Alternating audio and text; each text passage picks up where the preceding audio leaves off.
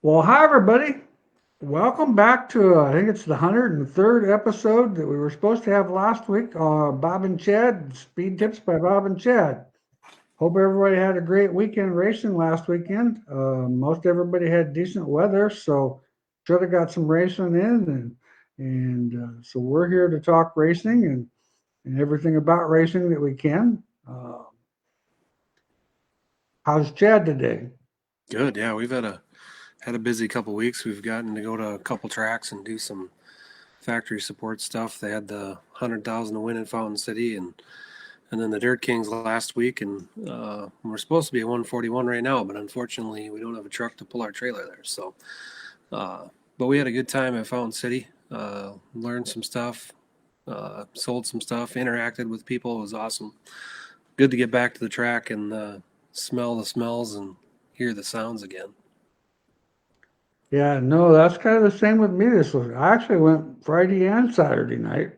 Finally getting to feeling a little bit better, so I went out and talked to a bunch of people and had a great time, and that was pretty awesome. All the BHE customers ran real well this weekend. We had, Taylor Cluel with the sport mod there at Boone, and Jake McBurney with the modified at Boone, and so we had a good weekend. So I'm pretty excited for the summer to come. And Bobby's off to 141. He went up there, took his family and everything with the motor home, and gonna camp out up there and have a good time and enjoy the racing. And he was really looking forward to it. He's never been to 141, so he started asking about it last week. He kind of really wanted to go, and I said, "Well, if you really want to go, then you just need to go."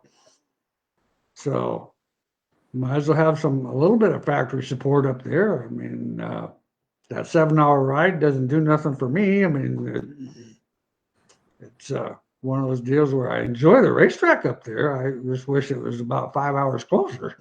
Right? Yeah. Yeah, good evening there, Jeffrey. So now Marshalltown and Boone had a special where it was a topless deal. So they took the roofs off the cars and I don't know what it paid, but it was a bonus in all the classes. There's both the modified and the sport mod. Um, so the sport mods don't look too bad without the roof. The modifieds look like El Caminos. Don't knock the El Camino. He had one of them. Yeah, no, I mean that's what they look like was El Caminos. I'm not saying that's a bad look, but it was just a different look. Yeah. Yeah, I loved the guys with the bright orange helmets because you could really see what was going on there. So that was Weaving pretty into it. cool. Huh. But Well, the marketing boys, they dropped a bunch of new stuff over here on my table. awesome. This is something that's been on the board for probably 5 or 6 years. I don't know. But just a stiffening plate to go under the shifters to give it a little bit more stability. Oh, sure. That's a Tunnel, great idea. especially if your tunnel's only built out of 40,000s. Then we got our new inner tie rod knocker outers. So that just, you take the nut off, screw that little guy on there, and hit it with a hammer. We make those for a bunch of different tie rods. We're learning that there's all kinds of different threads. There's no consistency. So there's a 7/16, a 10 millimeter, and a 12 millimeter. And I think we got to make a half 20 also. So Really. we'll eventually have four of those in our family of Awesome. inner tie rod tools. So we make one right now that's a puller, but has a little bit of a trouble getting into certain areas, and that thing screws on real easy, and you just hit it with a hammer and knock it out. So another Cool. little cool tool to add to the arsenal. Yeah, no, that looks pretty neat. Good idea. Yeah, Jeffrey, I'm not really a fan of the topless modifieds either, to be honest with you. I kind of more used to them having the roofs and stuff on them. I thought they looked kind of bare, but it's a deal where that's what they wanted to do, so that's what they did. I know there was some guys that like Todd Shute normally runs Marshalltown, and he wasn't there, so I don't know whether it was, they didn't want to take the roof off or what the deal was, and I understand that it's a lot of work actually. So, but no, like I said, it was a great weekend of racing, and I was very pleased. It was fun to get out finally. I kind of been home a lot and get out and go to the races and talk to some people, and so that was pretty neat. Where are you going next? I'm not sure. We're shooting for. Hopefully, we get our truck back. It's been a mess, but July is going to be pretty busy if we get it. So the go for 50, and then I think the boys are planning on going the Dakota tours. So we have a truck by then. So hopefully that's next on the agenda. I'll probably hit a couple local shows before that, depending on what's going on. But our next big event is tentatively that trip. Mm. Yeah, awesome. Yeah, Well, usually we go to the Masters this week too. So this is a big week that we're missing here. So not extremely pleased with the situation, but usually we go right from 141 to Cedar Lake to the Masters, and thankfully we just seen all them guys at Fountain City 2 weeks ago, so sure. they should be stocked up. Yeah, that's for sure. Well, if you got any questions, we're sure we got time now. We can go through any setup questions or any tech tips that you might have. Um, I don't know if messing up last week kind of hurt us. We had a Facebook issue that didn't want to work correctly and got that solved. So we're here to go. The old technology is nice when it works. Boy, it is. But when it doesn't work, it's really a pain. That is for sure. Well, the problem was, that was something that I'd never experienced before. I mean, I've had other issues with this, and usually have kind of figured out how to fix it, but that one I was lost. Yeah, I didn't know what to think. So the Harris Clash, I see the registration's open. Yeah, registration's open for the Harris Clash, and we're really excited about it. 33rd Harris Clash, and I got the flyer right here. It's 2024 33rd annual Weir's Machine presented Harris Clash, August 6th at Deer Creek Speedway. It's 5,000 to win the modifieds, 500 for the manufacturer's cup, and we got all those guys back in this year. We actually even got performer chassis in this year. And 2,000 to win the sport mods, and Fast Chefs has a $250 modified and sport mod fast time award. So it's whoever sets the fastest lap in the modified or the sport mod. They definitely it's a $250 bonus for that. And like I said, we've got pretty much all of our sponsors from last year. We're in pretty good shape. We've got, of course, Weir's, Fast Shafts, Close Racing Supply, Tomcat, Arrow, AFCO, BHE Custom Suspensions, Chase Graphics, Hypercoil, and RTI Knowledge Center. And the chassis manufacturers, we've got GRT, Team Harris Auto Racing, Jet Racing, Lethal Chassis, Rage Chassis, Razor Chassis, Performer Chassis, Shyrock Racing Components, and Vanderbilt Race Cars. So we're pretty excited about it. We've got looking forward to it. Those guys up to Deer Creek always do an awesome job, and it produces an awesome show. So I can't wait. And it's hard to believe it's less than 2 months away. All right. Alan, on a modified, what would be your adjustment going from a tacky track to a real dry marbly racetrack? Well, a dry marbly racetrack is definitely a challenge. you almost have to go uh, to a real slick type setup, but you've got to make sure you've got plenty of side bite. And it's definitely a driver's racetrack. As far as, I'd put a little bit more panhard bar angle in the car. I'd possibly lower my right lower trailing arm on the right rear. Um, what things can you think of, Chad?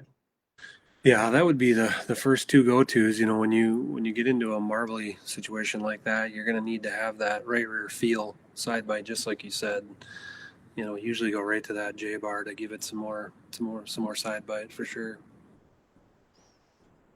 Uh, Jason wants to know the effect of raising the pull bar on the rear end. Um, Raising the pull bar on the rear end will, of course, give you more angle, which angle can give you more traction. The downside of it is the further you get away from the rear end, it's kind of a leverage factor, and there's more actual leverage closer to the rear end because it's easier to move than further away. So you almost got to go softer. Uh, I've not had great luck raising it on the rear end. I've always lowered it on the chassis if I want to get more angle in it. That seems to work best. Dave, how'd you like the Topless show Saturday? Bob seen you wandering around Boone. Um, well, I thought the racing sport mod and modified. I didn't actually get a chance to watch much of the stock car race or um, the hobby stock class. I didn't get to see those two because I was talking to customers, but I thought the racing was good. I thought the racetrack was decent, and I thought it was a pretty good show. I mean, there was quite a bit of passing going on, and I thought, I mean, Sport Mod was, I mean, they were side by side for the win, and the modified was real good too. So I thought the racing was good. Um, they just look weird without the roofs. We're just not accustomed to them. Used to seeing them with the roofs and all that stuff and the sail panels, and so this look a little weird. The sport mods with the bigger spoiler didn't look quite so bare as what the modifieds looked with the small spoiler. They looked a little different. Chevelle Clip modified. Left front is a 500, right front's a 450 9-inch springs. I've been killing the frame on the ground on rougher racetracks. What would your go to, or what would you go to change? Stiffer springs, raise the ride heights, maybe? Um, well, a lot of times the pull bar has a lot to do with and the angle of the pull bar and how the pull bar is actually has a lot to do with why the car's diving that right front into spring wise. 450 on a rough racetrack might be a little soft. You might want to try a 550 and a 500 on a heavier racetrack. That's not a bad change to go. You could raise the ride heights. I'm not huge fan of that, but then again, I'd rather have my ride heights be a little high than have the car digging in the ground all the time and then the right front taking off up the racetrack and so like that. But probably um, you might end up having to do both because changing the springs, a 50-pound difference isn't going to make a huge difference. I mean, it's going to help some, but it's not going to make a huge difference. If you put spring in it to solve that problem, it's just going to have way too much spring in it. I mean, you'd have to be so stiff to keep that from happening. And like I said, sometimes a lot of angle in the pull bar, or if the pull bar's uh, too far to the left or something like that, a lot of times that can have something to do with it too. What's your thoughts, Chad? Yeah, that's, a lot of people overlooked at that. When you decel, that pull bar force goes to the front of the car. Same with your brake floater. If you have a brake floater rod on there and you got a lot of influence in that, a lot of angle, in a rough track, I'd flatten. The flatter the bars are through a rough track, whether it's the J bar, the pull bar, all that stuff, it's going to glide through a rough track way better than having a lot of angle in all the bars. So definitely I've had that a lot where guys take brake fluid or influence away and pull bar angle away to get the car off the racetrack on the right front for sure. Yep. Jerry, by moving the right rear tire out, does that free the car up getting in and through the center? Yes, it does, Jerry. That's a common go-to. We had a guy that was complaining about being tight the other night without his roof on, and I'm like, man, I mean, you're set up. I mean, well, you're not far off from where everybody else is, unless there's a brake issue or whatever. No, brakes are good. Then I kind of walked around the car and spotted a 4-inch offset on the right rear, and I'm like, well, get that thing off there. Put a 3 over there. That's the problem. You're getting on the right rear so hard, that's causing the push. And then, of course, once it gets through the push, it snaps the right rear tire loose, and then you're loose. So yeah, definitely moving that right rear tire out will help the car roll in and through the middle much better. And usually it can hurt you a little off the corner, but usually you pick up enough momentum getting in and through the middle that what you might lose traction wise, you're going faster to the point where I don't know if you noticed that you lost any traction. Donnie, sport mode, car gets in good, rotates through the middle good, but doesn't want to come off the corner. 3 different drivers, same problem. Bent rear end housing, I wouldn't doubt that in the least. That's a very common problem that's overlooked. And these housings, I mean, not saying they're not good, but with the angles and what we're actually doing to these cars nowadays, you go in and hit a hole or do something weird and get on the throttle at the same time you get in the hole. I've seen that bend an axle housing, and let alone trying to rub the wall going down the front straightaway or whatever the case is. So I would definitely look at that, especially if you've got 3 different drivers that have the same problem. There's definitely something that's either binding up or rear end housing's bent, or I'd definitely look at that. You won't notice a bent housing getting in and through the middle as much as you will getting off. Danny has got a 4-bar modified right rear bars, same length, excellent with the moisture, not so good on the dry. Would it be better to go longer on the top and the dry? Well, it depends on what your lengths are. It's pretty common to run a couple inches longer than your left lower. I would definitely, what's your thoughts on that, Chad? Yeah, you got to get the bar separation is what creates the index, which creates the spring stiffness. So, running both of them the same is probably taking the spring stiffness out of that corner, making it lazy, and that's what makes it kind of tail out. So, I definitely would have the offset. 17 and 15 is very popular on both sides. Got it. Don says his pull bar is a little to the right, no brake floater, 16 degrees pull bar. That's driving the right front end of the track. The one thing to look at is the dynamic state of the pull bar. Like, if the back is to the left, or if the pull bar's to the left when it goes through the motion, that bar kind of automatically wants to point to the right front tire. So dynamically, when you let out of the fuel, whichever direction that's pointed, that's where that force is going. So, take it if the back is to the right, then move the front to the left. That would get it to influence the left front tire on decel more so than the right front tire. Yeah, I think that would be a good idea. Just put that thing in a dynamic mode, take the right front spring out of it, and let it down on the A-frame, and jack the left rear up underneath the seat till it's up on the chain, and then take a look at that pull bar and see where it's at. Because that definitely, if that's angled to the right front, which a lot of guys will run it angled to the right front, to try to get more traction off the corner, which I can't really say that I've noticed that much difference one way or the other. We've tried all those things, But I do know that if it's angled to the right front, that's definitely not going to help the car getting in. It'll definitely drive it over on the right front. Now, on a slow, super slick racetrack, that's a good deal because the right front needs to have a little bit extra grip getting in. But if it's on a rough racetrack, that thing could be a nightmare.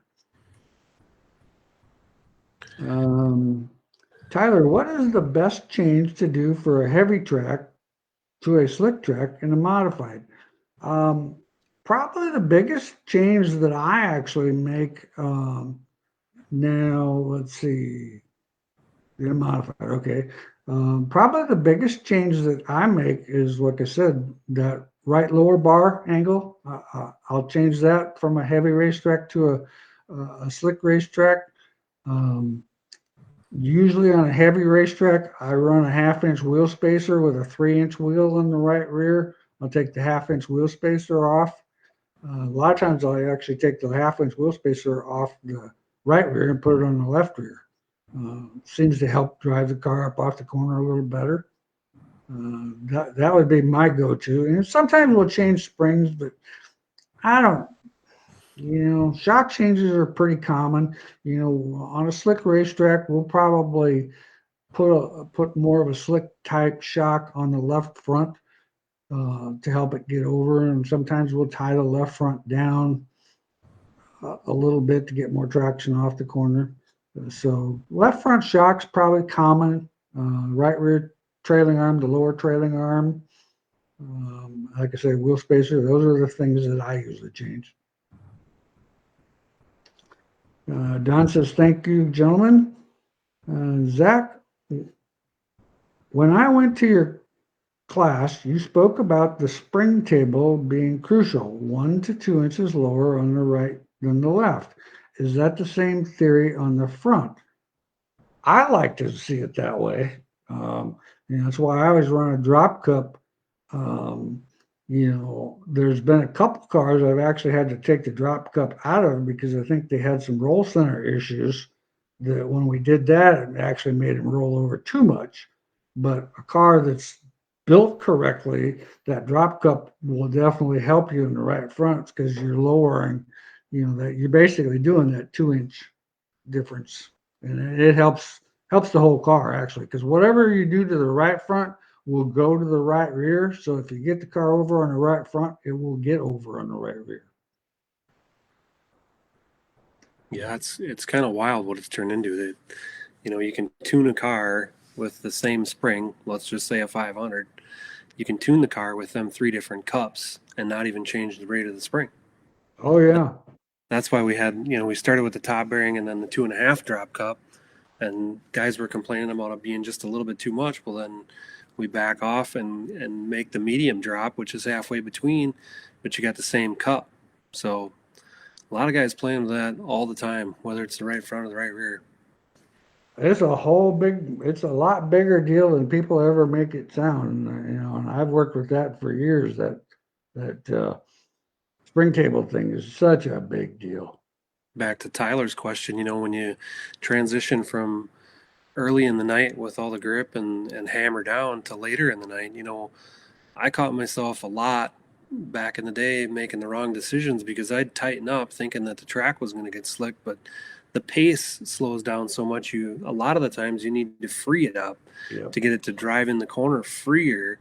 And then your changes, you got to think about the things that just affect the corner exit, because you need to rotate in free when the pace slows down. So it's such a balancing act. That's why it's so much fun and it's so exciting and so challenging. Yeah, it's definitely a challenge. And like I said, I was the same way. I used to always tighten it up, then I'd get this push in the middle of the corner and somebody'd drive underneath us and I'd be pissed. And I'm like, God dang it. Finally, I got to the point where, this makes no sense. We're actually doing a second slower lap. We're putting on softer right front shocks to get the car to roll over on the right side because we're not going as fast. Why would we be tightening this thing up? Unless you can do something that will help it off the corner, but you definitely don't want to tighten it up getting in through the middle. Adam, Chad, did you get it worked out to have the USRA cars run the bearings in the front cups. Yeah, no. It's such a balancing act, balancing what I want to say and what I should say, especially when Yeah. we're talking about the tech barn. 15 years ago, I would have said a lot of different things than I do today. But uh, unfortunately, according to Darlow, those are not designed for the front springs. So we're discriminating against the front springs. They're only made for rear springs, which is not the facts. They work on all springs, but I'm still working on that. Darlow, if you're watching, I'm sorry, buddy, but yeah, no, not legal. Hmm. So that's the front cups in the springs. You can run the Raised. Torrington bearing in the back on the slider, but you can't put it Oh, in the front. oh, it's the Torrington bearing that's not The legal. 5 inch, yeah, Really? makes no Hmm. makes no sense. Well, I'm a lot like you, Chad. 15, 20 years ago, I would have probably voiced my opinion and shot myself in the foot. Where now I'm smart enough to know that I've shot myself in the foot enough times that hurts really bad a lot of times. So I just keep my mouth shut. Well, it's extra disappointing from my perspective. The sanctioning bodies, they want us to do things and give certificates and sponsorships and products, and I'm all about that. But man, when you do something as simple as that, as far as a rule change, that's frustrating, very frustrating, and that takes the wind out of your sail. Do you want to get involved with that series any more than you already are, or do you want to pull your sponsorship? 15 years ago, I pulled my sponsorship over one of them deals, and it's frustrating, especially when it doesn't say it in the rule book, and then you get the answer, well, it doesn't say it in the rule book. Well, tell me where it does. I mean, that's, you know, and I'm not the only one mad. Obviously he wants to run the Torrington bearing, and he's not the only one. So there's a lot of racers that, spent a lot of money with Weir's Machine and bought the Torrington bearings, and then the promoter says, no, you can't run it. Well, okay, thanks. That's the people I feel bad for as a racer. Yeah. Yeah, that's the problem, I mean, yeah. Oh, well, I've learned over the years that some of these things don't make much sense. But uh, yeah, Don said he was just going to purchase those bearings too. Just only get Well, if two for you're the running rear. USRA, And the modified is perfectly fine. oh, this is Yeah. just the B mods? Yeah. Oh, Yeah. I mean, if it's a cost deal, we're talking about $30. So yeah. hmm. I don't know. I give up trying to understand things sometimes.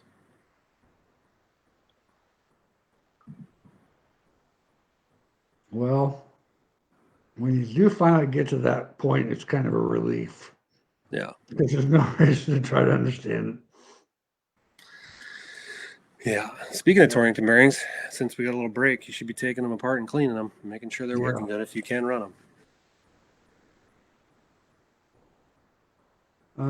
Paul wants to know how much of a spring rate change would you expect when moving the springs to behind the housing on the cage from in front of the cage?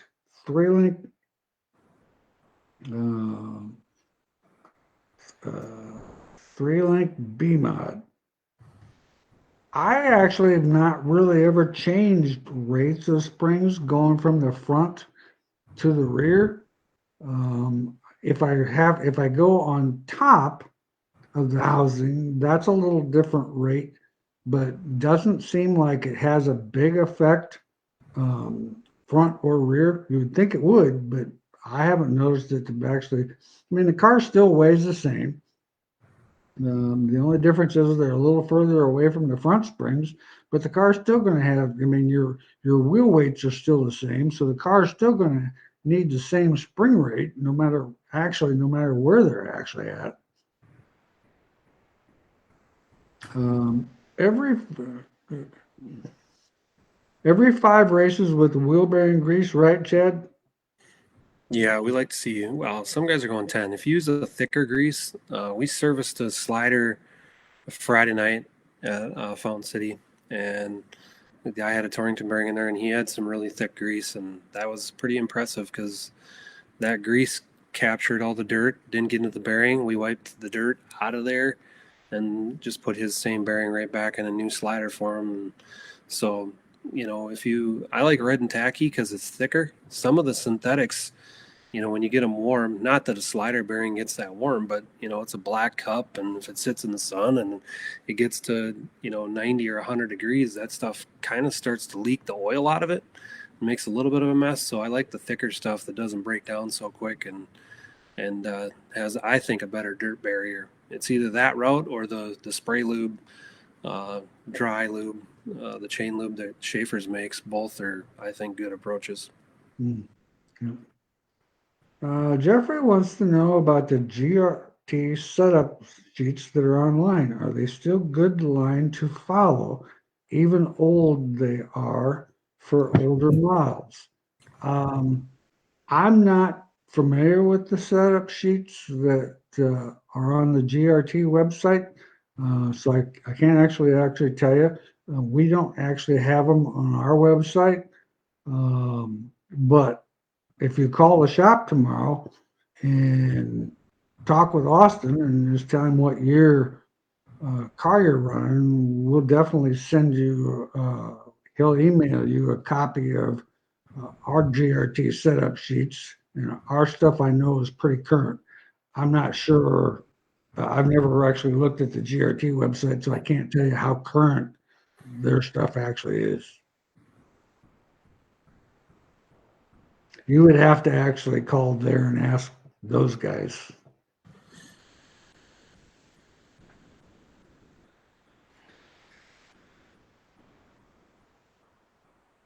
Boy, I had a nice day today, but it sounds like it's going to get hot the rest of the week. Hot and muggy. I suppose we're approaching summer. Yep. Yep. Oh well, I guess that's part of it. I haven't been fishing much, but my son-in-law texted me on Sunday, wanted me to go fishing with him, but my phone doesn't alert me when texts come in. And so if I'm not paying attention, so I texted him back an hour later that, sure, I'll go. And he says, well, I already left. So I'm like, well, guess I'm not going with you then. And then it kind of sounded like he had a funny story because he got a hook in his finger and went to the ER and waited in the ER and finally got it out and said the heck with it and walked out and went fishing. Wow, you missed the excitement. Yeah, I missed that excitement. That would have been kind of fun. My father-in-law did that last year, and we cut the barb off, and he just pulled it out in the boat and taped it up and kept going. Mm. Yeah, Bobby did that too, and he didn't pull it out. He came home with the hook still in.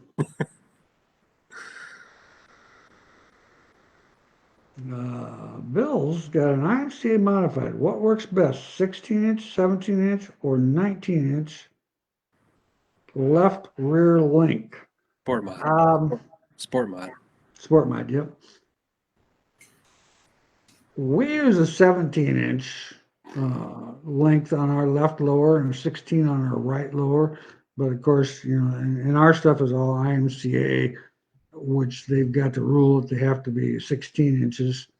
And so we run the 17. I like a little longer one on the left rear because then I think you can run a little bit more angle and it's not so, it doesn't launch so fast in the middle of the corner to the point where it picks up that little bit of a push right in the center. It seems like it helps the car rotate a little better, and then you still have the angle and the length to get you up off the corner. So I've always had good luck with that.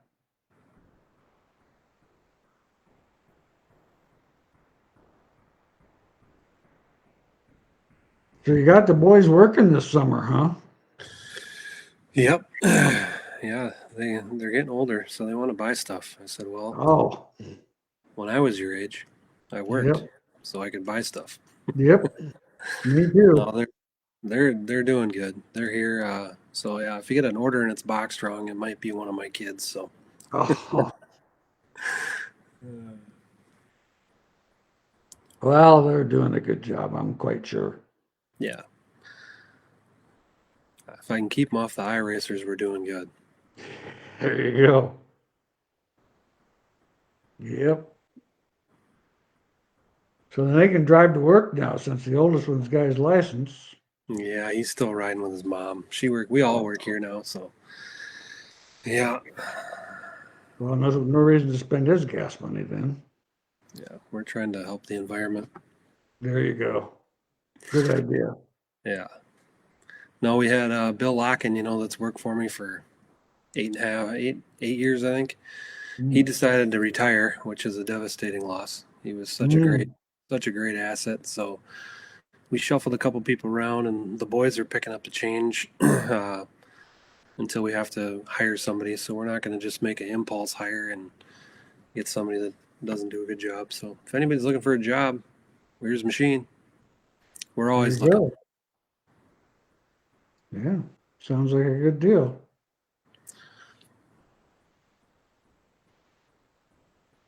Uh, Chris, I have asked before, Chad, the WM3681 250 clamp, what are the chances of making for a square tube? The use of the set screw is not enough to hold without welding. Any chances? Well, if you're just taking the set screw and bumping it up against the tube, that's definitely not enough. The screw is supposed to go in through the tube. If the mount is holding the spring, even the stiff shocks, it should be through the tube. We do make that mount in a square, but it's the wrong direction. And I know that they just are working on a batch of new stuff, some double hole things and some longer ones, and but I'll see if squares in that list, and if it's not, we can probably make that happen. The problem is that I don't think very many cars are designed with a square tube up there, but if you're gonna cut it out and put that in, that'd be pretty easy for us to do when we're making a batch of them. So I'll make a note here and talk to Mr. Steinberg in the morning about it. So how's his racing going this year? Well, we should probably not talk about Billy's season Okay. so far.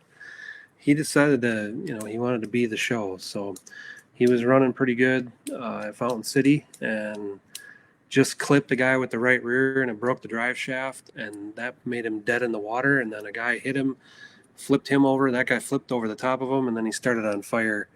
Oh, Driver's door down. So it gave all of us a mild panic attack of. I guess. But he said fire extinguisher tastes like what was it, sour Skittles or something like that. We're super thankful that he didn't get burned or hurt worse than Oh, he got. yes. And That sounds kind of scary. I mean, he's the same size as me. I don't know how the hell he crawled out the right side Yeah. of that car, but yeah, that was definitely a scary deal. I'm glad that he's okay. He's rebuilding it. Should be back. I think he's shooting for this weekend. Awesome. Since our factory support tour got shut off. So I see. Got it. Bill wants to know on IMCA Sport Mod, do you like trail or lead in the rear end? Um, I actually always run lead, but I run a lot of angle on my left trailing arm, so I get a lot of steer. So, statically, I'm still getting 2.5 inches of steer with 1/4 of an inch of lead. So the car still actually, when it's under traction, still has trail in it because of the steer. So you kind of nowadays running a lead in the car compared to what we used to run back in the old days when we had cars that were flat. Nowadays, we're basically just adjusting the lead or leader trail in the car to determine how much steer we want in the car. Travis, what are some pros and cons of switching from a drop cup on the right front to a standard OD cup, IMCA Sport Mod? What's your thoughts, Ted? Well, I mean, if you're talking about going from a drop to a drop OD, or you're going from a top bearing, if you're going to go to a top bearing, that's going to take away the spring table motion. So the car's not going to turn into the corner as good as it would with a drop bearing cup. If you're talking about going from a standard drop ID to a drop OD, then you're going to get the benefit of that spring being lined up through travel, and then adding the Torrington bearing in a mod. Well, yeah, Sport Mod's can run Torrington bearings, so having that Torrington bearing so that suspension through travel, that spring, when it travels and it doesn't have the spring bind through twist, it makes that suspension just that much better through travel and extends the life of the springs and everything. So I don't know about pros. I mean, if you're trying to get the car to where you don't want it to roll over on the right front, then you would put a top bearing in. If you want to have a car that doesn't roll as much and run a softer spring, some of the bump stop open cars are running the top bearing cup because they're running a super soft spring and rolling around on the bump stop. So in your case, you can't run a bump stop. So then it would be a spring table play. Yep. Well, the boys should be running practice laps at 141 now. Yeah, I wish we were there. Well, like I said, Bobby's up there actually representing BHE, and if anybody needs anything or has any questions for him while you're up there, he'll be around the Jake McBurney 82 car, so feel free to look him up. I know he'll probably be walking the pits a little bit, and so he wanted to go. He's never been there, and so I thought it was a great idea to send him up there. And then the phone rang today, and we sold a bunch of shocks. And my poor shock builder was on the phone all day and didn't get much done. So he's frazzed, and so we're gonna have to bring Troy in to have him help a little bit with some of the prep and some of that stuff for tomorrow, because I didn't expect this weekend to go as good as it did. Troy's an old veteran shim flipper. Oh yeah, yep. He says, "Well, I can prep stuff," and I'm like, "Okay, yeah, like you've never put a shock together, right?" Yeah, I'm quite sure he will be a big help to Braden, because Braden was taking all of Bobby's phone calls. And he said, "I've been on the phone all day." I said, "Yeah, it's been ringing all day. I knew that was the case." Jeffrey, what hole do you like on the left rear Weir's Sport Mod? Actually, I go all the way to the bottom on the rear end. And then like on one of our cars, we're one hole off the top. The top hole is actually too much angle, and it gets too much steer. And I think what happens sometimes, if you get too much angle in that left rear, it kind of becomes a pogo stick. If it goes over 45 degrees in dynamic mode, I think it's actually, it's not transferring weight. It's just trying to povo that tire, and then you get that tire bounce, and it's not good. Not good. Well, it's kind of a neat deal that they're doing up there at 141, where they're running two separate shows now. 2 10,000s, huh? Yeah, that's a pretty good deal. Jeffrey says 5-inch or lower. No, 5-inch would be fine. Yep, that would be fine. Yeah, that's kind of a neat deal. And the way they've got it, if you draw bad one night, you get to draw better the next night, because it's like, Oh, they're doing the high bucket, low bucket. yeah, One night you're in the 100 through 200, and the other one you're 0 to 100. yep, That's cool. yeah. So that's pretty neat deal. Yeah, I think those guys do a great job up there. like I said, it's a fun racetrack to go to. I'd go every year if it was only 2 hours from home. That's 7 hours, and then the road. I mean, it's not the most pleasant drive. Yeah, when they were designing the highway system to get from, if you want to go from where we are up there, there's no way to get there. It's all two Yeah, lane, pretty much. yeah. Well, that time I came up and stayed overnight in a motorhome at your place, man, it was nice getting to your place. All interstate to here. Yeah, yeah. The motorhome rode pretty well. It wasn't quite such a rattle bus. Bill, less left front caster helped the car turn left. Yes, that is true. We only run about 2 degrees on the left front, 4 degrees camber, and about 2 degrees of caster. Tim says, "Can't you just take the company jet?" No, no, I wished I could. Back, well, it's probably been 20 years ago. I was taking flying lessons, and we actually got to go to a lot of racetracks when I was learning to go because my assistant or my teacher or instructor, I'd con him into going to Macon, Illinois, or some places like that. And so we got to go to a lot of places, and I flew to a lot of places. But then I kind of had a little medical situation, and I never got my license, and never had the faith to go back and do it again, or I should say, the guts to do it again. There's a lot of stuff to check on them planes. Not interested. Yeah. Yeah, we were coming back from Macon, Illinois, and we ran into a thunderstorm. And that little plane dropped 500 feet, and man, I thought we were toast. And poor Todd Anderson, he's in the back. We're gonna be okay. We're gonna be okay. And I'm like, hell, how would I know? I hope so. Jesus. Well, you just solidified it for me there. It scared the hell out of me. Yeah, no doubt. That was a scary feeling. Like being on one of them rides, where you go up and then it drops out from underneath you. Yeah, that's kind of what it felt like. No thanks. Only the problem was you couldn't see where the bottom was. How do you check front horns from the crossmember forward?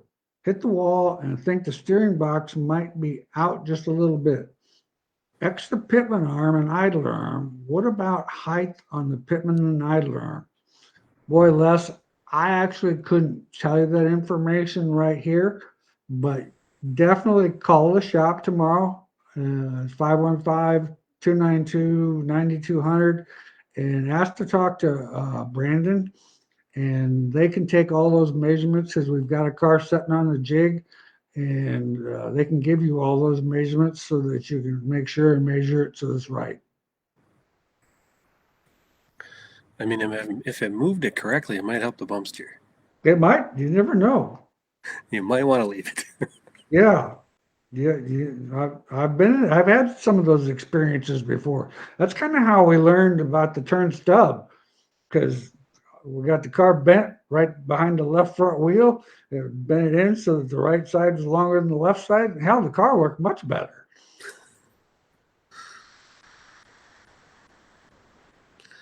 So a lot of those things you learn not by intent. Accidental.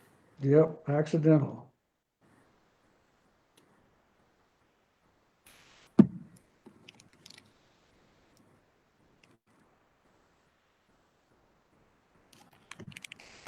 When's our next one? The next one would be, do we want to stay on the current schedule and go again next week and then skip a week, or do we want to skip a week? You're the boss. I'm just along for the ride. Um, well, if we skip a week, that would put us on the 24th. And going back every other week, then that way, then we'd be July 8th. So that would be good after the holiday. That would all work out really well. Okay.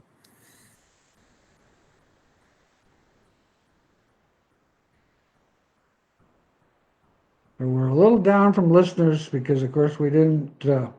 We kind of screwed up last week, and like I said, we had some technical information or technical issues, and hopefully, I've got these technical issues figured out. But I think I've only said that 7 or 8 times.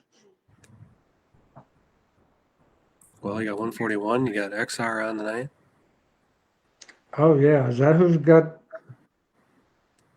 Who is it that's filming that? The 141's on flow. XR's got. Oh, They're at Kokomo, Indiana. oh, okay, cool. Bill said thanks, and Les says lots of laughs. Got a tricked out Centerlink. Bump is good. I like trick parts. Yeah, I like trick parts too. Problem is sometimes when you go through the tech line, those guys don't. They just don't see the innovation in some of those trick parts. No. Yeah.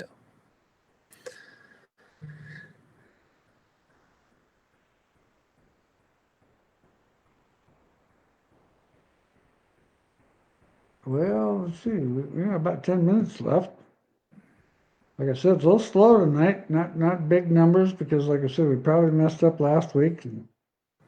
And of course, there's a lot of racing going on. 141's got practice tonight. And Independence is racing tonight. Yeah, I haven't been to that racetrack in many years. They say it races really good. They get good crowds. We stopped there on 1995 on the way to Kansas to the go-kart nationals. I should probably go back. Well, that's probably about the last time I was there. I mean, probably 2000 was probably the last time I was there. Wow. Yeah, I lived over there for a year and a half, so I went to the races quite a bit. But and that was actually when we moved the company to Story City, and that would have been in 85. But I'll have to get over there. It looks like they got good car counts from what I've seen so far. Some racetracks still have pretty good car counts. Some are struggling a little bit. Yeah.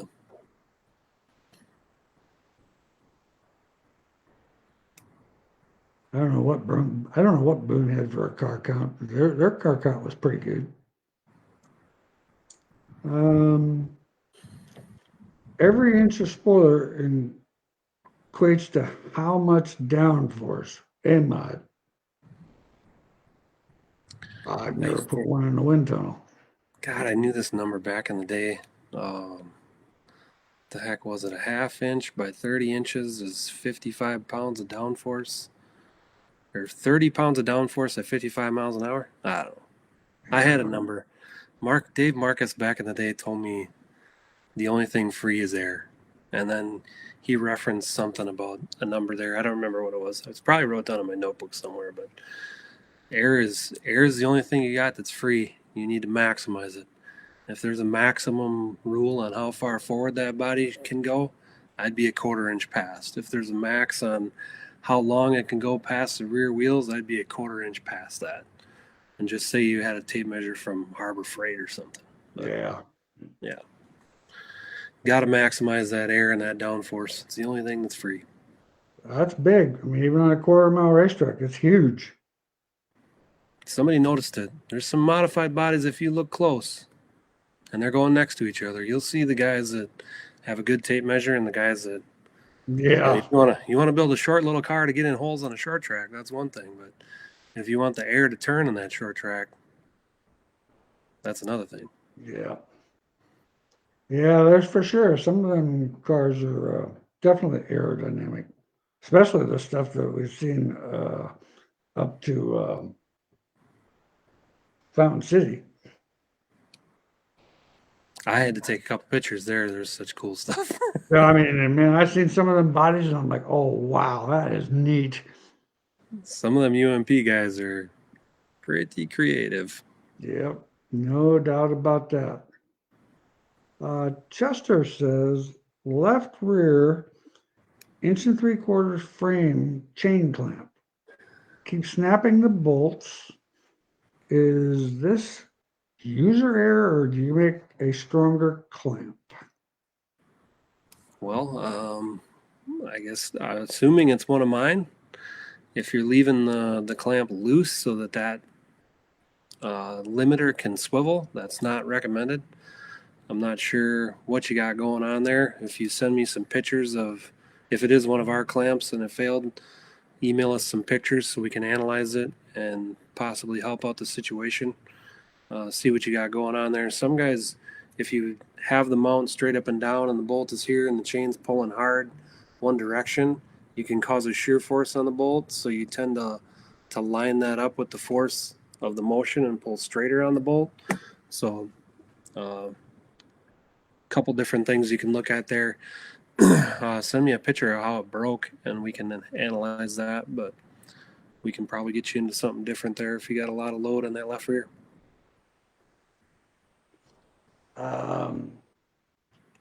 Yeah, I actually had a customer that actually did that too a couple weeks ago. Now that you mention it, it snapped the left rear, actually broke the bolts.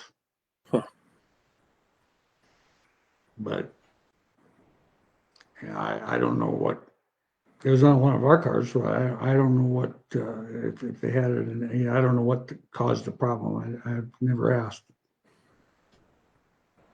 What direction on left rear gas pressure when the track slicks up?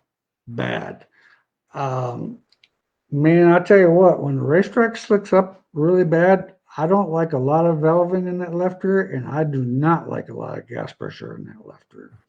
I would run the least amount of gas pressure I could run in that left rear to keep it from cavitating. If you've got a base valve shock, you can run that thing down 15 pounds easily.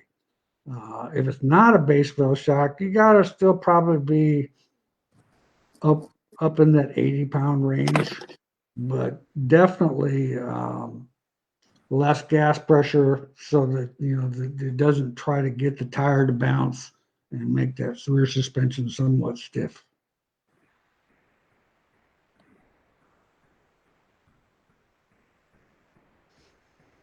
Yeah, that's for sure.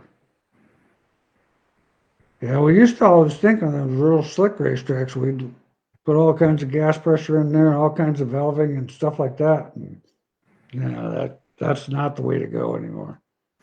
We actually soften the shock up when it's really slow and slick.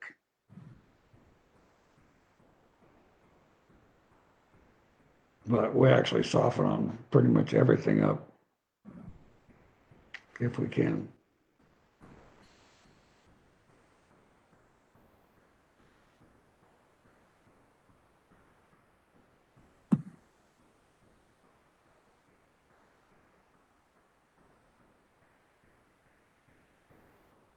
Well, we got time for probably one more question if anybody's got a question.